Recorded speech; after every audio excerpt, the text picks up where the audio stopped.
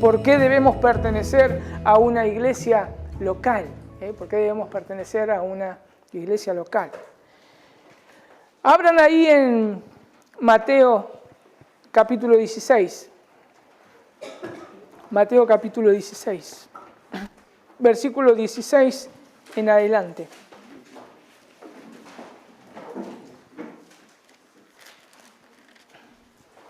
Dice, así dice, respondió Simón Pedro, dijo, tú eres el Cristo, el Hijo del Dios viviente. Y Jesús respondió, le dijo, bienaventurado eres, Simón, hijo de Jonás, porque esto no te lo reveló carne ni sangre, sino mi Padre que está en los cielos. Yo también te digo que tú eres Pedro, y sobre esta roca edificaré mi iglesia, y las puertas del Hades no prevalecerán contra ella. Vamos a estar orando.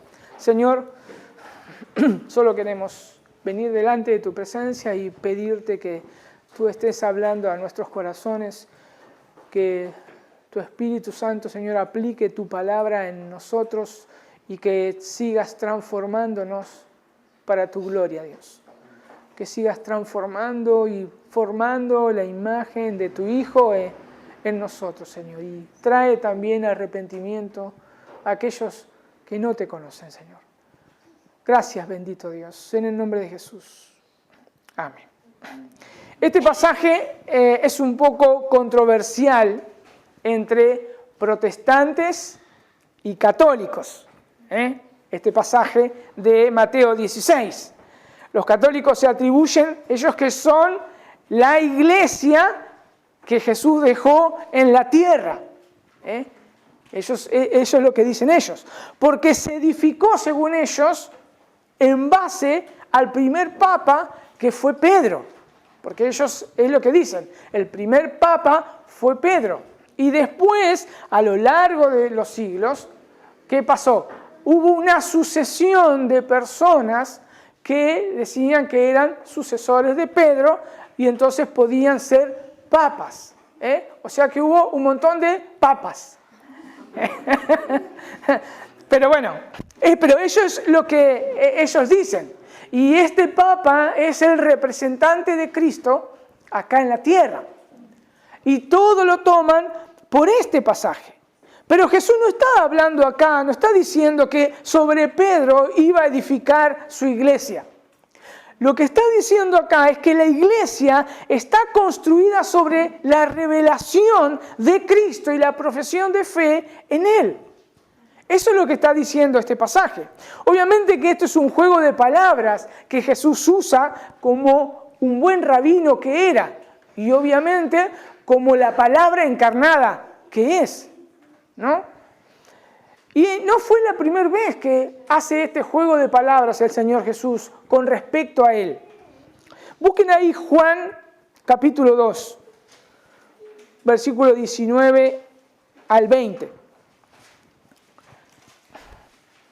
Dice Jesús ahí hablando en el templo y dice, Jesús respondió y les dijo, destruid este templo y en 3 días lo levantaré.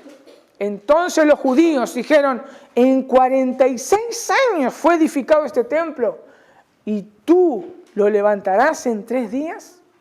Ahora sí tenemos un poquito. Jesús le estaba hablando dentro de ese templo y sus oyentes entendieron que les estaba hablando del templo. Pero Jesús no les estaba hablando del templo, sino que les estaba hablando de Él mismo. De Él mismo. De la misma manera pasa con Mateo 16. Produce la misma confusión. ¿Por qué produce la misma confusión?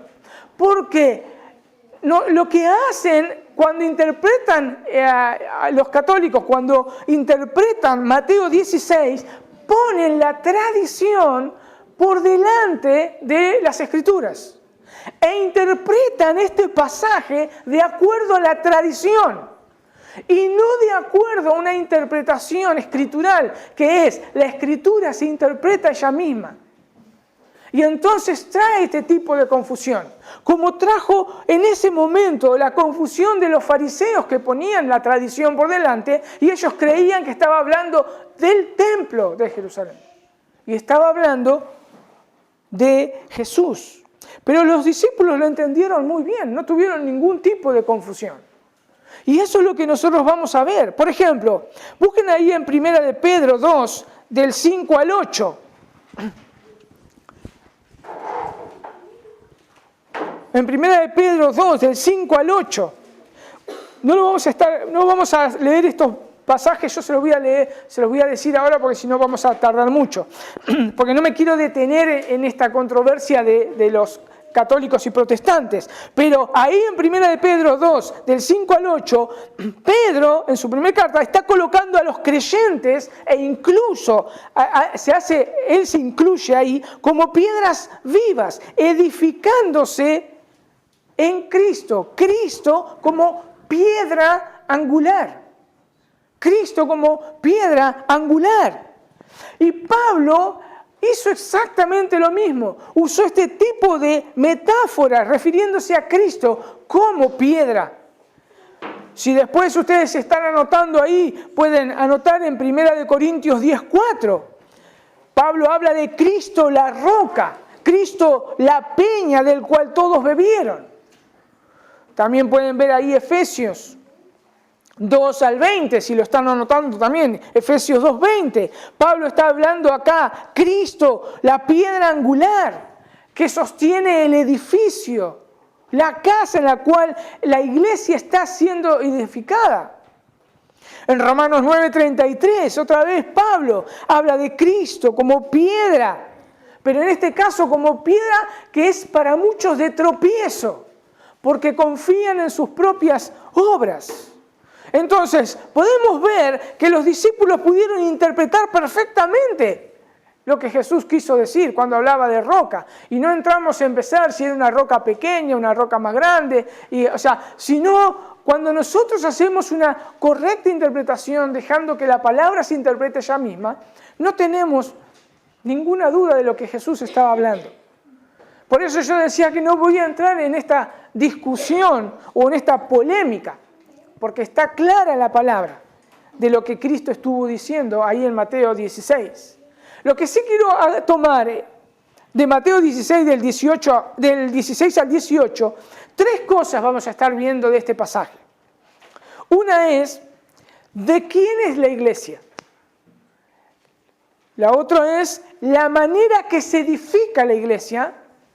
Y el último punto va a ser el triunfo de la iglesia. Vamos a ver el primer punto, que es ¿de quién es la iglesia? Si ustedes observan ahí el versículo 16, Jesús usa un pronombre posesivo. Él dice, mi iglesia, mi iglesia. Y creo que todos aquellos que se llaman cristianos están de acuerdo en este punto, que la iglesia es de Cristo. Que la iglesia es de Cristo. ¿Por qué? Porque sencillamente fue Jesús quien declaró estas palabras. Nadie puede decir, no es de Cristo. O sea, es de Cristo. Es de Cristo. De la misma manera, lo que está haciendo Jesús es lo que Dios hizo en el Antiguo Testamento. Cuando eligió a un pueblo, Él usó un pronombre posesivo. Él usó mi pueblo. Y vamos a estar viendo, por ejemplo, en Éxodo 6, versículos 6 al 7. Y nosotros siempre tenemos que ponernos en la mente de los discípulos. Cuando Jesús habla que es mi iglesia, cuando Jesús habla de la roca, cuando Jesús habla, la mente de los discípulos siempre estaba conectada con el Antiguo Testamento. Y cuando Jesús dijo mi iglesia, se conecta con el Antiguo Testamento. Éxodo 6 dice, por tanto, di a los hijos de Israel, yo soy el Señor y os sacaré de debajo de las cargas de los egipcios y os libraré de su esclavitud. y os redimiré con brazo extendido y con juicio grande. Y versículo 7 dice, y os tomaré por pueblo mío, y yo seré vuestro Dios, y sabréis que yo soy el Señor vuestro Dios que os sacó de debajo de las cargas de los egipcios. Esta frase, pueblo mío, mi pueblo, se repite en todo el Antiguo Testamento. Mi pueblo, pueblo mío. Y los líderes y el pueblo también de Israel tenían realmente, tenían ese entendimiento claro que Dios era el dueño de ellos. Israel era la posesión de Dios, la posesión de Dios. Entonces los apóstoles entendían cuando Jesús dijo, mi iglesia, porque Dios ya había hablado muchas veces en el Antiguo Testamento, mi pueblo era posesión de Dios.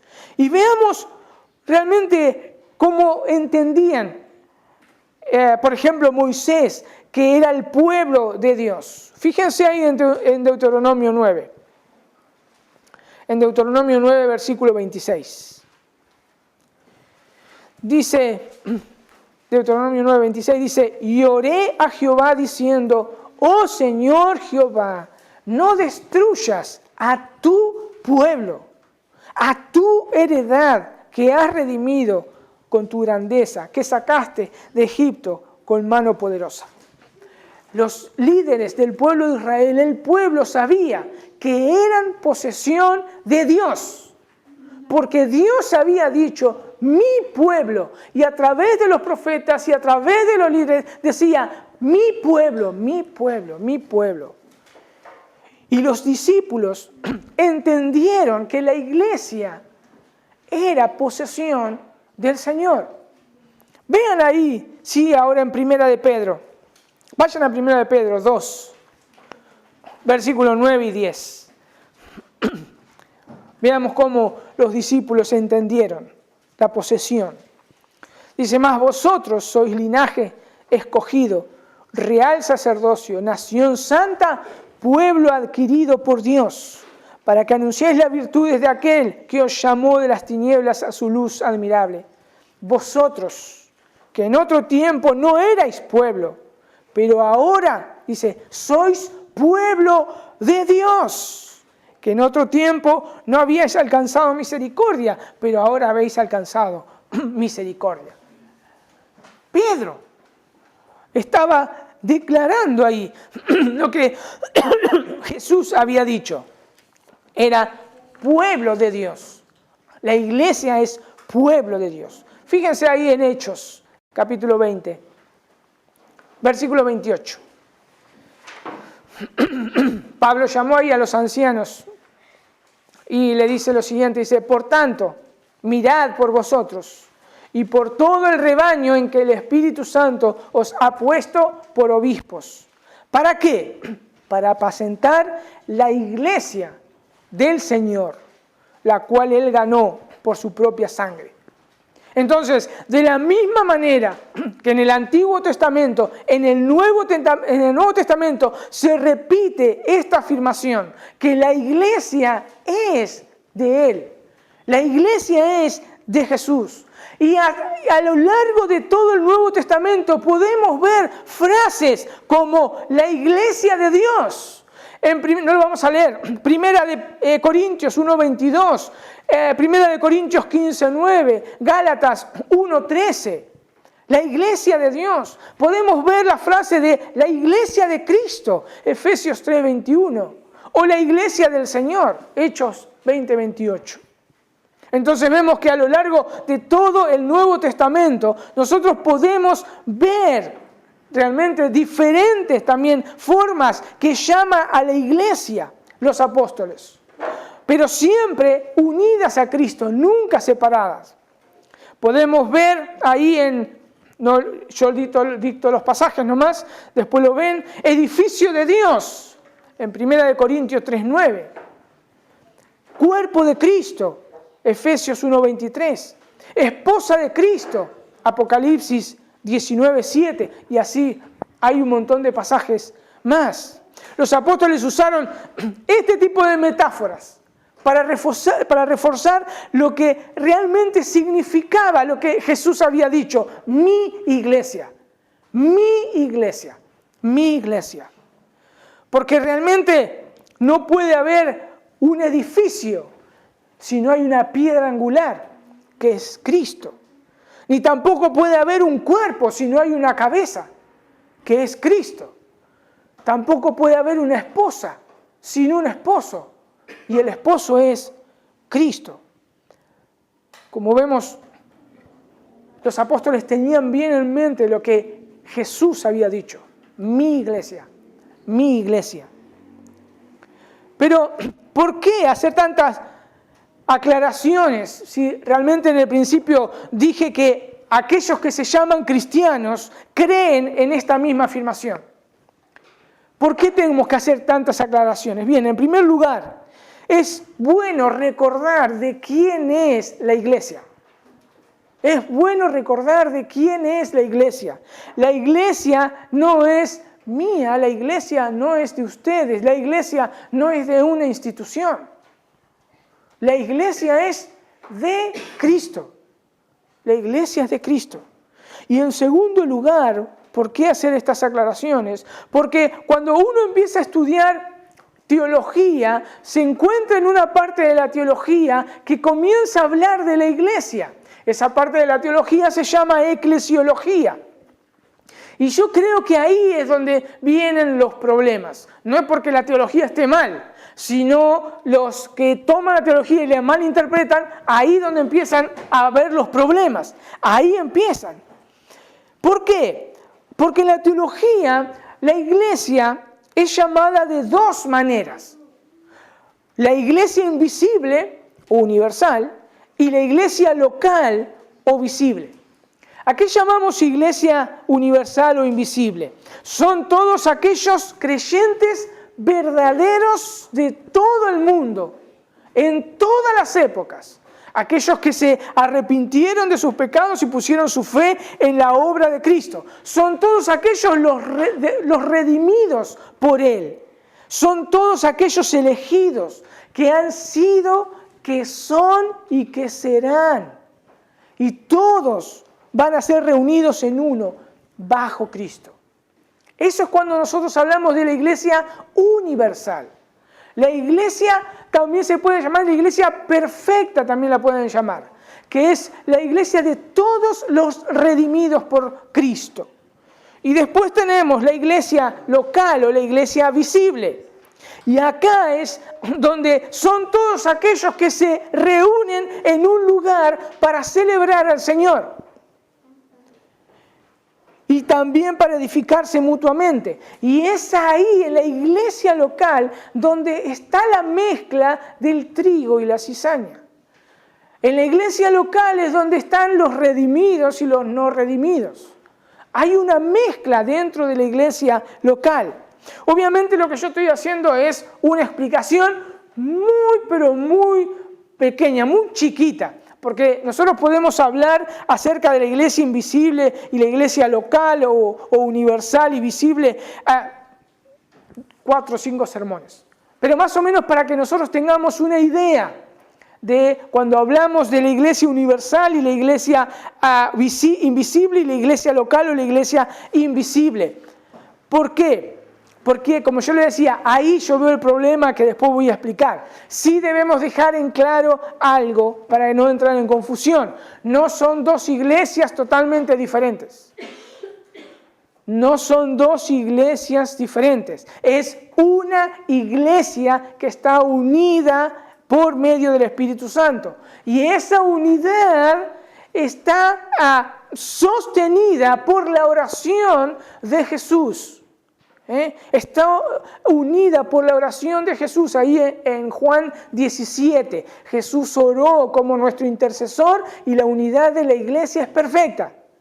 Es perfecta, porque muchos ahí abogan por el ecumenismo, para la unidad de la iglesia, para que el mundo crea. No, Cristo oró como nuestro mediador, como el sumo sacerdote. Y Cristo no se equivoca, no necesita de nosotros para la unidad. Él oró por la unidad de la iglesia y es perfecto. No es que seamos perfectos, sino que la oración de Jesús es respondida por el Padre. Pero ¿por qué digo entonces que es aquí donde se presentan los problemas? Porque es acá donde todos los que se llaman cristianos, sean verdaderos o nominales, comienzan a discutir la forma en que se debe edificar la iglesia. Cuando nosotros podemos coincidir muchas veces con la iglesia universal, que son todos los redimidos por Cristo, o sea, la iglesia universal, la iglesia esparcida por todo el mundo también. Pero cuando se trata de la iglesia local, acá es donde empiezan los problemas. ¿Cómo edificamos la iglesia local? Y ese es mi segundo punto, la manera en que se edifica la iglesia. Jesús fue claro al decir cuál sería la base de su edificación y la manera en que sería edificada. Fue bien claro Jesús cómo se debía edificar. Muchos creen que porque dicen que pertenecen a la iglesia universal o la iglesia invisible, no tienen necesidad de congregarse en una iglesia local. Y ellos comienzan a buscar sus formas de llevar a cabo esa edificación. Y es ahí donde viene el problema. Es ahí donde viene el problema. ¿Por qué? Es ahí donde viene el problema. Porque ya no es Cristo decidiendo cómo edificar su iglesia, sino son ellos que le dicen a Cristo cómo edificar la iglesia. Le quitan a Cristo la autoridad absoluta. Le quitan a Cristo el derecho de decidir cómo llevar a cabo esa tarea. Como dijo el Señor que debería ser edificada la iglesia. En primer lugar, sobre la declaración de Pedro. Tú eres, dijo Pedro, tú eres el Cristo. Tú eres el Cristo. Tú eres el Mesías. Tú eres aquel el que iba a venir. Tú eres el Cristo. Pero no es una simple declaración, sino es un título que abarca un montón de cosas. Tú eres el Mesías. Ahí abarca la obra del Señor Jesús. Ahí abarca el plan del Padre enviando al Señor Jesús para redimir a su pueblo. Para redimir y sacarlos de la esclavitud del pecado. Por eso nosotros predicamos el Evangelio. Es la obra de Cristo. Cristo no es uno de los tantos Mesías. Tú eres el Mesías. Tú eres el Cristo. Esa es la base que se comienza la edificación de la iglesia, predicando el Evangelio, declarando que solamente Cristo es aquel que vino a salvar a los pecadores. En segundo lugar, ¿cómo se debe edificar y cómo se debe llevar a cabo esta edificación? Es en base o en los fundamentos de los apóstoles. Vean ahí en Efesios 2:20. Efesios 2:20. Efesios 2:20 dice, Pablo escribiendo en la carta de Efesios, dice, edificaos sobre el fundamento de los apóstoles y profetas, siendo la principal piedra del ángulo Jesucristo mismo. Esto no es un invento de Pablo. Esto no es un invento de Pablo, sino es una determinación de aquel que es el dueño de la iglesia, el que dijo cómo debía de edificarse su iglesia. No es un invento del apóstol Pablo. Jesús fue aquel que determinó tomar a 12 apóstoles y transferirle esa autoridad a esos 12 hombres. Recordemos que Jesús tenía muchos discípulos, muchos seguidores, Si ustedes leen después en Lucas 10, por ejemplo, nosotros podemos ver ahí la famosa, capaz que en sus Biblias tienen el famoso título, la misión de los 70. Fueron 70 que Jesús envió a predicar el Evangelio, a sanar, a todo. Pero cuando nosotros nos encontramos en el capítulo 10 de Mateo, vayan ahí al capítulo 10 de Mateo, ahí Jesús hace una elección de 12 apóstoles, de los cuales iban a representar a Jesús. Entre todos esos discípulos, Jesús toma a 12 hombres. Y Él hace una distinción realmente entre sus discípulos y lo que iban a ser sus apóstoles. Y fíjense en el versículo 40 lo que le dice a ellos. Dice, el que a vosotros recibe, a mí me recibe. Y el que me recibe a mí, recibe al que me envió. Cristo le estaba dando esa autoridad, o sea, recibir, le estaba diciendo, al que a ustedes lo reciben, a mí me reciben. Y si a mí me reciben, reciben al que me envió. Es exactamente Jesús lo que está haciendo, es exactamente lo que el Padre le mandó a hacer a Él. Si nosotros leemos, no lo busquen, anótenlo si quieren, en Hebreos 3:1, el autor de Hebreos habla del supremo apóstol, que es Jesús, quien fue enviado por el Padre. Y Jesús habló todo lo que el Padre le dijo que debía decir. Por eso es el supremo apóstol. Por eso Jesús agarra ahora 12 apóstoles y también los envía. Pero fíjense ahí en Juan 12:49. Juan 12:49. El Señor Jesús está hablando y dice, porque yo no he hablado por mi propia cuenta. El Padre que me envió, Él me dio mandamiento de lo que he de decir y de lo que he de hablar. Por eso el autor de Hebreos pone como el título, como el supremo apóstol. Jesús. Él era el supremo apóstol, porque fue enviado por el Padre. Ahora Jesús, ¿qué hace? Él envía a sus 12 a que hagan exactamente lo mismo. ¿Por qué? Porque Él ahora tiene toda la autoridad, Jesús. Fíjense ahí en Mateo 28:18. Mateo 28:18. Dice, y Jesús se acercó y les habló diciendo, toda potestad me es dada en el cielo y en la tierra. Y entonces le dice a sus apóstoles, por tanto id y haced discípulos a todas las naciones, bautizándolos en el nombre del Padre, del Hijo y del Espíritu Santo, enseñándoles que guarden todas las cosas que os he mandado. Y he aquí yo estoy con vosotros todos los días hasta el fin del mundo. Así como el Padre envió a Jesús para hablar lo que el Padre quería que hable, y Él lo hizo así, Jesús hace exactamente lo mismo. Toma 12 hombres, 12 apóstoles, y ahora le dice, enseñen a que guarden todas las cosas que os he mandado. Jesús está haciendo el mismo patrón. Él está diciendo cómo debe edificarse la iglesia. Un apologista del siglo II, llamado Irineo de Lyon, dijo una vez contra los herejes de esa época, dice, quien rechazan a los apóstoles están rechazando a aquel que los comisionó, es decir, a Cristo. No poca cosa. Quien rechazan a los apóstoles están rechazando a aquel que los comisionó, es decir, a Cristo. Por eso decíamos que no es un invento de Pablo, que la iglesia se va a comenzar a fundamentar o edificar sobre el fundamento de los apóstoles y profetas.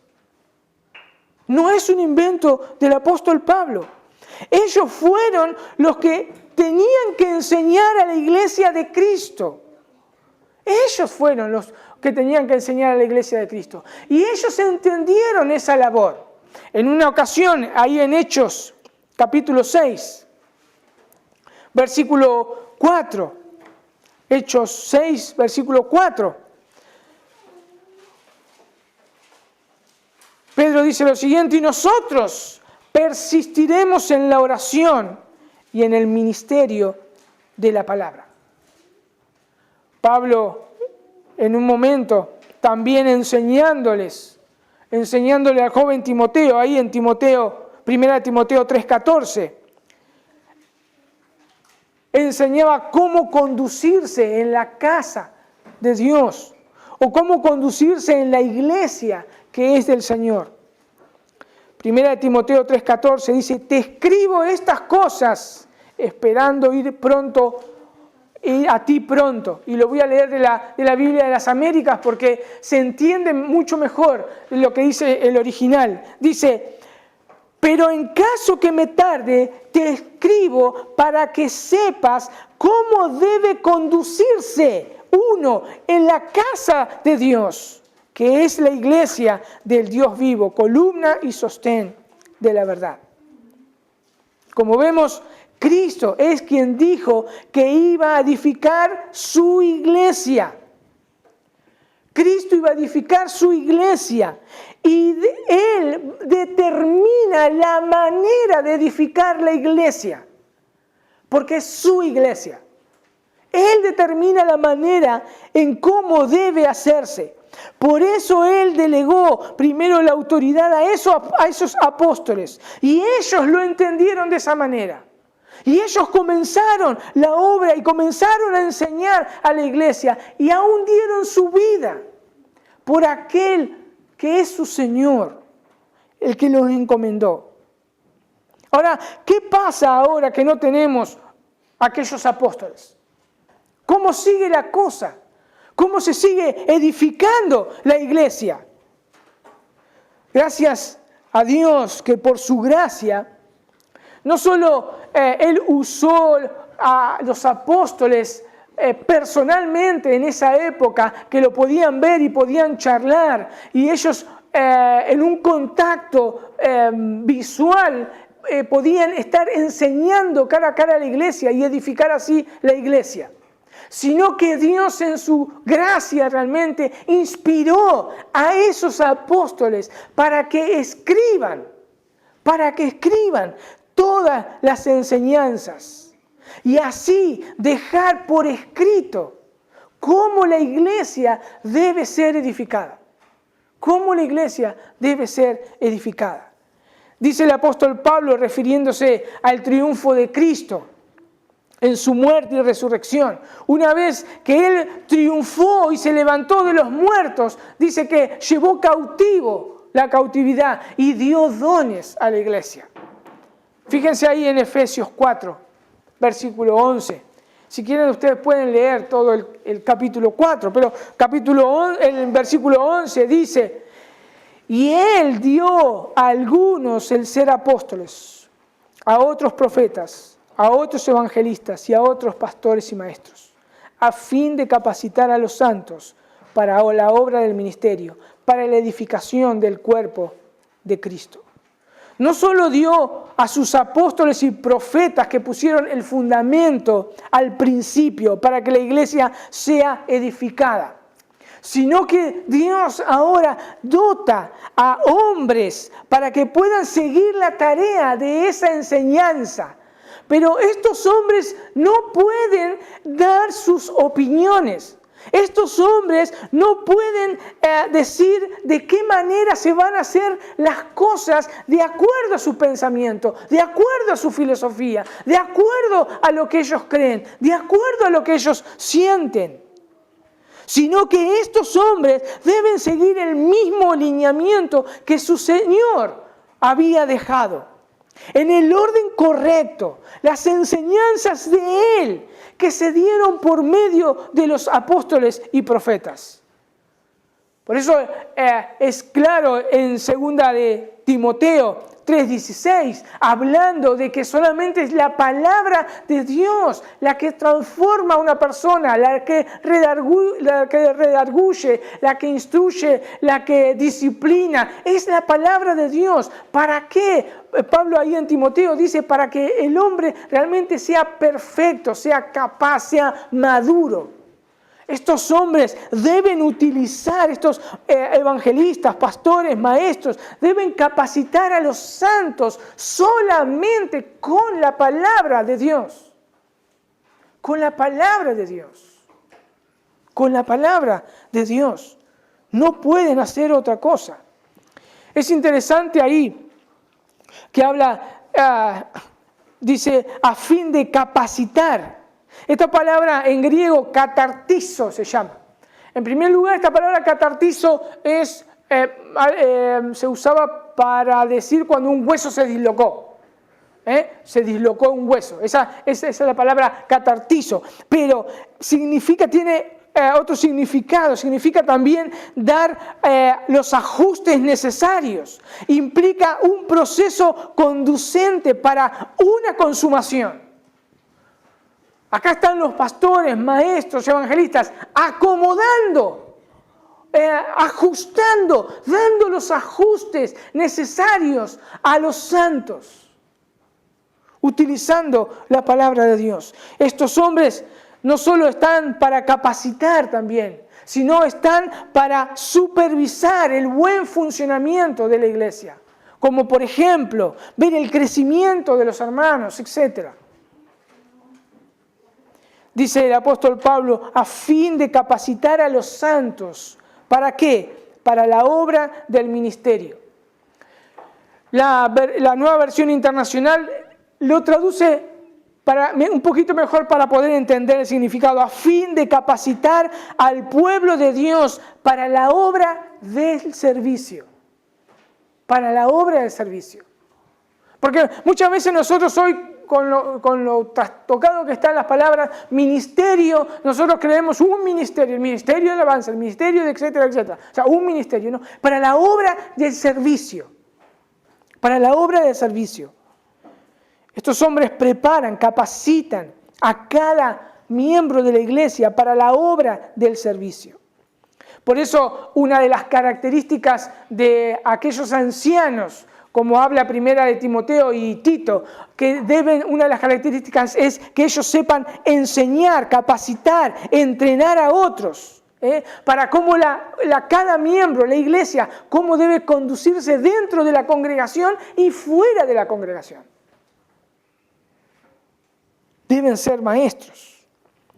Ahora, ¿cuál es el fin de preparar a cada miembro de la iglesia? Este servicio es para la edificación del cuerpo de Cristo. Para la edificación del cuerpo de Cristo.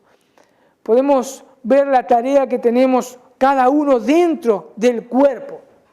Cada uno tenemos una tarea dentro del cuerpo de Cristo. No ocupar un ministerio o un lugar prominente dentro de la congregación, sino estar ocupándonos en el servicio del hermano, en la edificación del otro hermano. Eso es lo que hace cada miembro de la congregación. Efesios 4, versículo 13, sigue diciendo Pablo, hasta que todos lleguemos a la unidad de la fe y del conocimiento pleno del Hijo de Dios. Fíjense cómo comienza Pablo. Dice, hasta que todos lleguemos. Ahí a veces nosotros lo pasamos de largo al leer corrido. Pablo no era alguien superior dentro de la iglesia, era el apóstol, ¿no? Tenía una autoridad. Pero dice, hasta que todos lleguemos, se incluye dentro de cada miembro.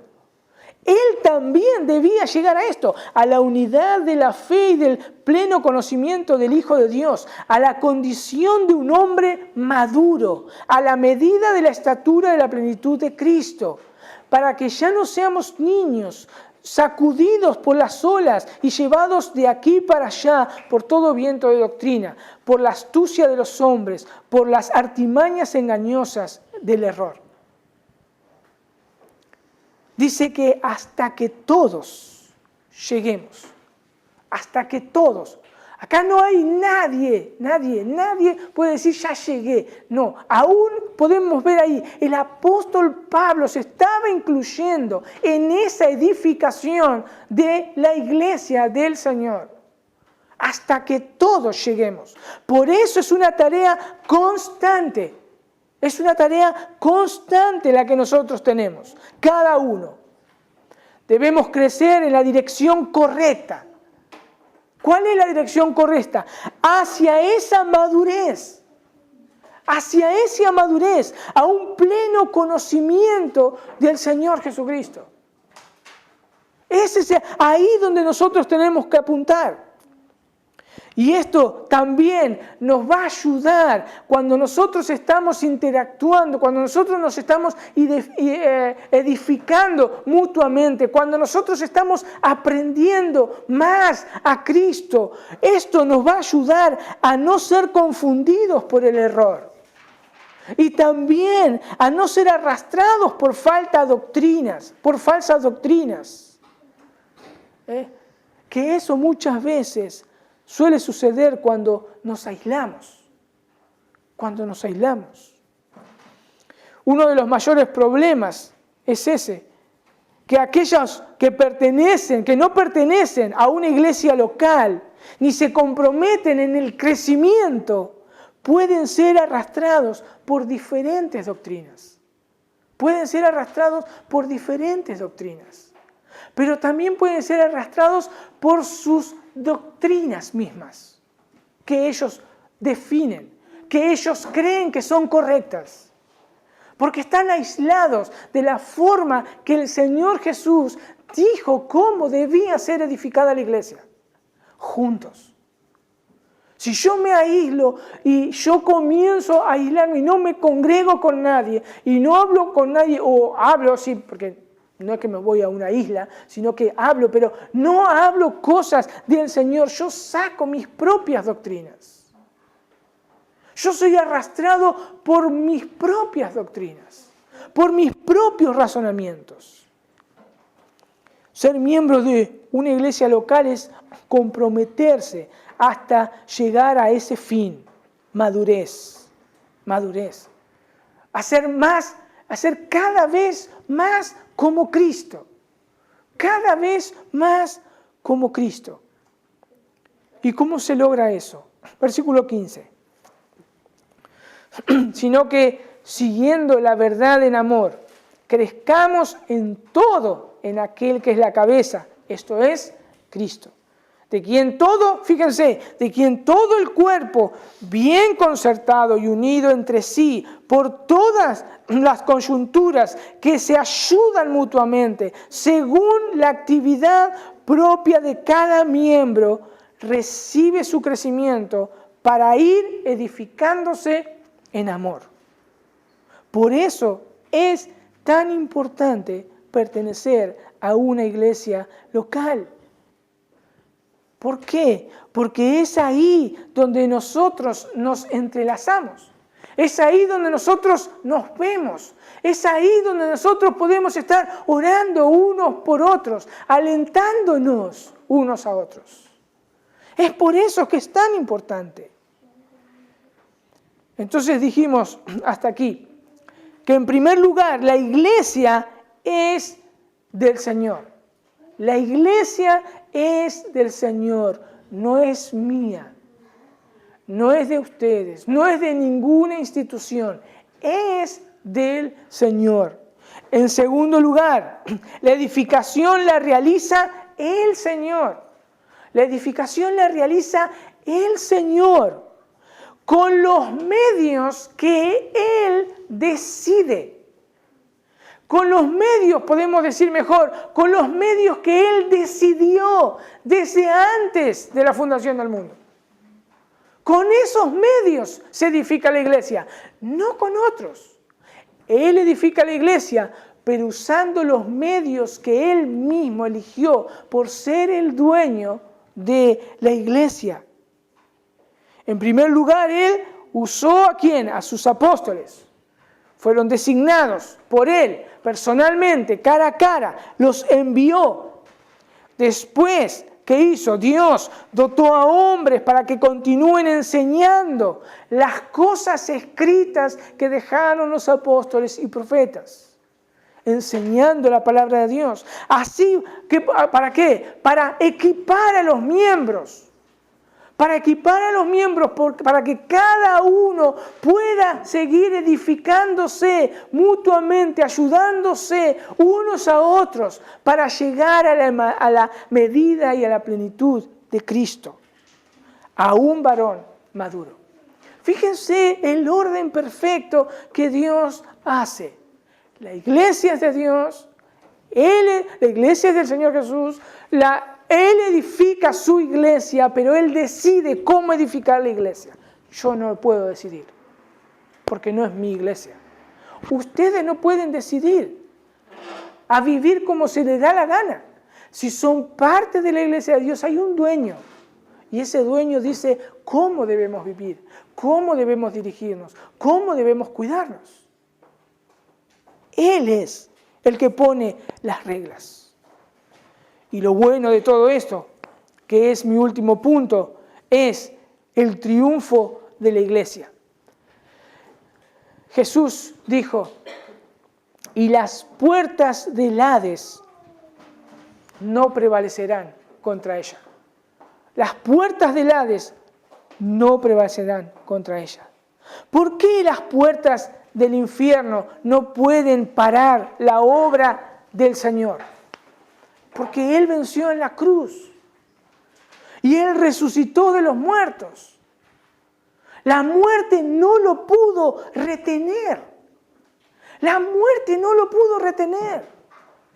Por eso Él pudo decir en Mateo 28, 18, y Jesús se acercó y les habló diciendo, toda potestad, toda autoridad me es dada en el cielo y en la tierra. Toda la autoridad la tiene nuestro Señor. Nadie se la puede quitar. Nadie se la puede quitar esa autoridad. Por eso, por más que yo grite tomando autoridad, no vale de nada si la autoridad es del Señor. ¿Para qué tantos gritos? La autoridad es del Señor. El Señor es la cabeza de la iglesia, la cual es su cuerpo. La iglesia puede conducirse realmente confiada hasta el fin de sus días. Confiada hasta el fin de sus días. Y el fin de sus días es cuando Cristo vuelva. La iglesia es una iglesia triunfante. No por ellas mismas, no porque hacen declaraciones, porque Cristo triunfó. Quien es el dueño de la iglesia, es la cabeza de la iglesia y es el que dirige la iglesia. Por eso es triunfante. El apóstol Pablo, hablándole a los filipenses, en Filipenses 1, del 3 al 6, es hermoso este pasaje. Pablo les dice, doy gracias a mi Dios siempre que me acuerdo de vosotros. Fíjense cómo oraba por cada iglesia el apóstol Pablo. Dice, siempre en todas mis oraciones, rogando con gozo por todos vosotros, por vuestra comunión en el Evangelio, desde el primer día hasta ahora, estando persuadido de esto, que el que comenzó en vosotros la buena obra, la perfeccionará hasta el día de Jesucristo. Esa persuasión necesitamos nosotros. Esa persuasión.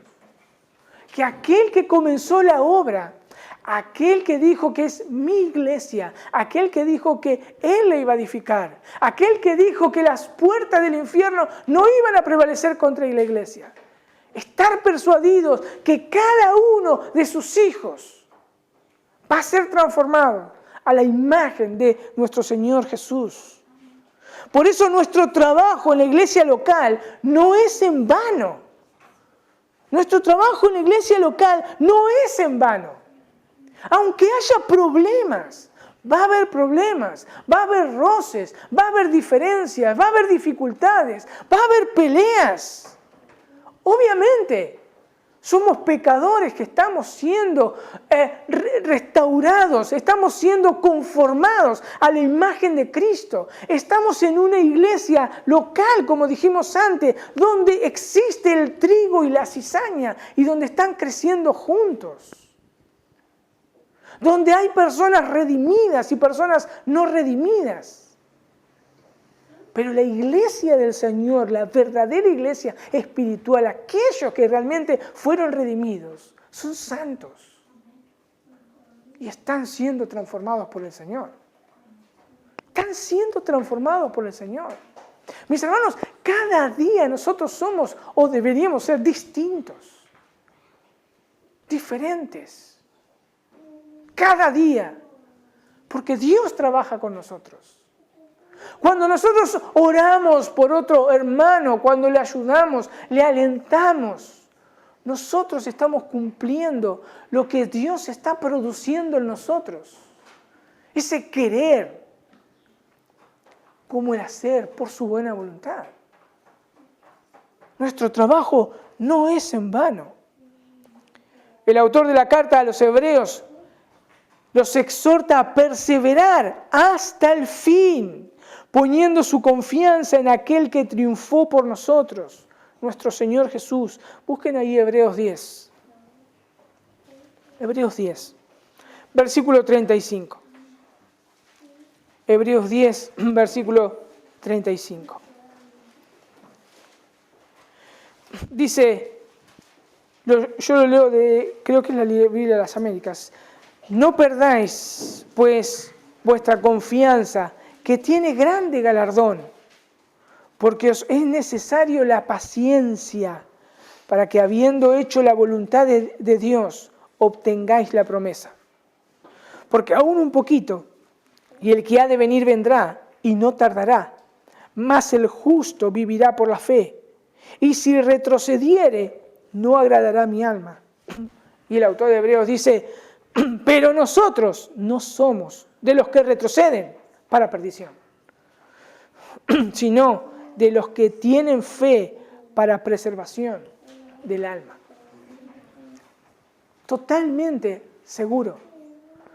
Cada uno que fue redimido por el Señor Jesús, cada uno que fue llamado por Él, cada uno que fue escogido y lavado y que se arrepintió de sus pecados, no retrocede, sino espera hasta el fin, persevera hasta el fin, se compromete con la iglesia hasta el fin, con el hermano hasta el fin, para poder estar edificándolos, para que cada uno pueda llegar a ese hombre maduro. La iglesia como alguien maduro.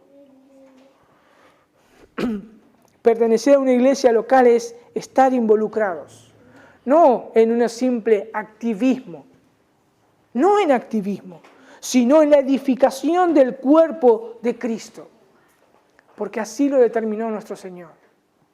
Y podemos estar confiados, podemos estar seguros que la iglesia no será detenida jamás, porque Él triunfó. Él triunfó.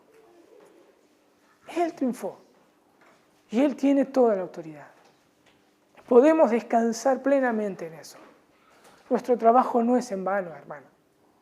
A veces nosotros creemos que buenas, con este poquito puedo hacer. Uy, solamente lo llamé o solamente oré. Nuestro trabajo no es en vano. Cristo edifica su iglesia de la manera que Él dijo que la iba a edificar. Vamos a orar. Señor, gracias te damos, porque realmente a veces nos ocupamos de tantas cosas, Dios, que nos distraen. Nos alejamos tanto de tu voluntad, Señor. Gracias por traernos siempre a tu palabra, Dios. No queremos desviarnos de ella, Señor. Queremos hacer lo que tu palabra dice, lo que vos dijiste que debíamos hacer, Señor. No queremos poner nuestras propias opiniones, no queremos poner nuestros propios pensamientos, no queremos poner nuestras propias cuestiones, Señor. Queremos obedecerte y hacer tu voluntad. Gracias, Dios, porque realmente es hermoso saber que la iglesia va a triunfar porque tú triunfaste, Señor. Porque tú tienes toda la autoridad en el cielo y en la tierra. Ayúdanos, Señor. Danos las fuerzas que necesitamos. Alienta nuestros corazones. Fortalécenos, Señor. Que podamos ver siempre, poner nuestra mirada en las cosas de arriba, donde Cristo está sentado a la diestra del Padre. Gracias, bendito Señor. En el nombre de Jesús. Amén.